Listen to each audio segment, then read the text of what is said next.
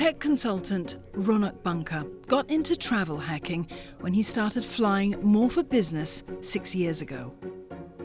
He does this by signing up for different credit cards and collecting points or airline miles that can be exchanged for free flights or accommodation.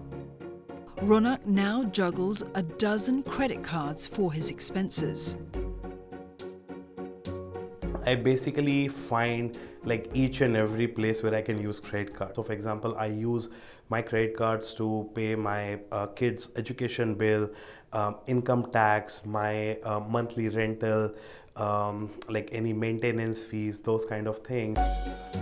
Ronak says you don't have to be a frequent traveller to enjoy the benefits of upgrades and free flights. Instead, maximize the different benefits credit cards offer you for money you're already spending. So for me personally, I feel one of the main benefit is that if you are spending some X amount of money every year, right? You don't have to spend more than that to travel hack, right? You stick on that amount, but you optimize that to get the maximum miles.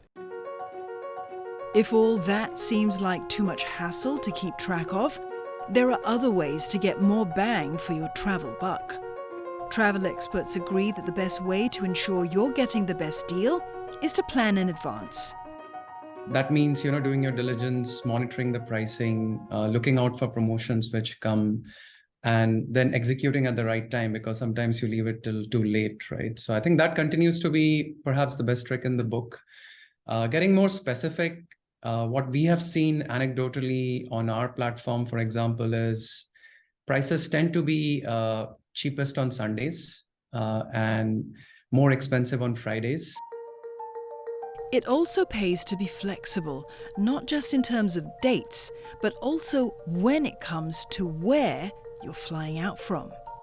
A fantastic hack, I think, to explore would be looking at layovers as well. So perhaps if your onward journey is somewhere beyond Southeast Asia, you can look at places like KL, where you can fly in and spend a little bit longer and perhaps find a cheaper flight out as well.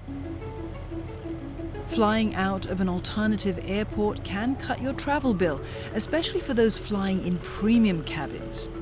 We made a test booking for a Singapore Airlines flight from the hub in Singapore to London in October.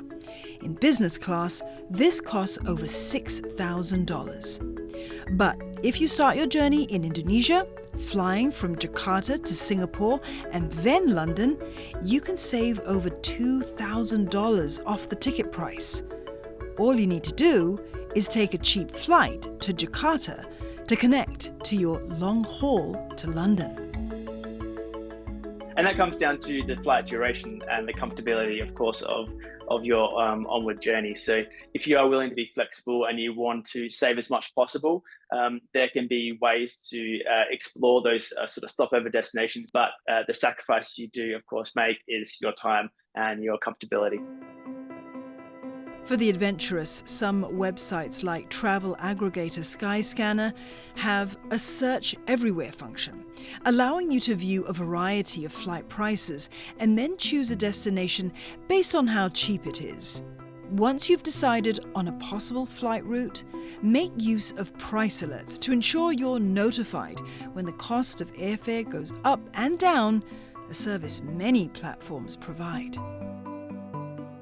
Google has also piloted a program to ensure you never have travel buyer's remorse.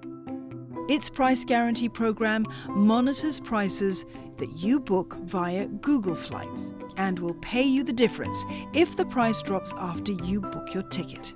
The service for now, though, is only available for flights out of the United States. When it comes to where to stay and what to do, travel experts recommend buying deals in bundles.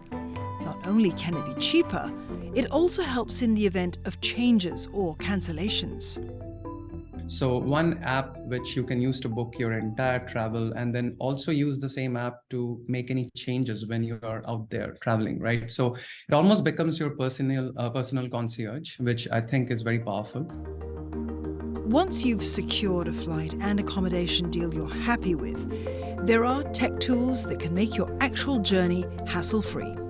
Multi-currency cards can help you avoid high foreign exchange rates, while eSIMs save you time and hassle.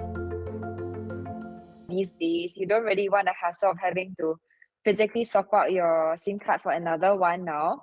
So what I'll highly recommend would be eSIM, where you just need to book the eSIM, I'll say at least like 24 hours before your trip. And then you'll actually receive this QR code in your email. All you need to do is just activate it on your phone, and then you're pretty much good to go. And you'll be connected throughout your trip as well. And even though the pandemic may be waning, travel insurance is still essential. Travel insurance right now is actually more important than ever before, given the changing climate, where you might suddenly fall sick right before the trip, you might fall sick during the trip, or even right after, or you might actually experience like your luggage being lost in transit and whatnot. So the travel insurance can actually provide you protection in such cases of unexpected events. Ultimately, it will take time before flight prices come down again, with demand still raging and the geopolitical and economic situation uncertain. But travel experts say as long as you do your homework, there are plenty of options to fit every budget.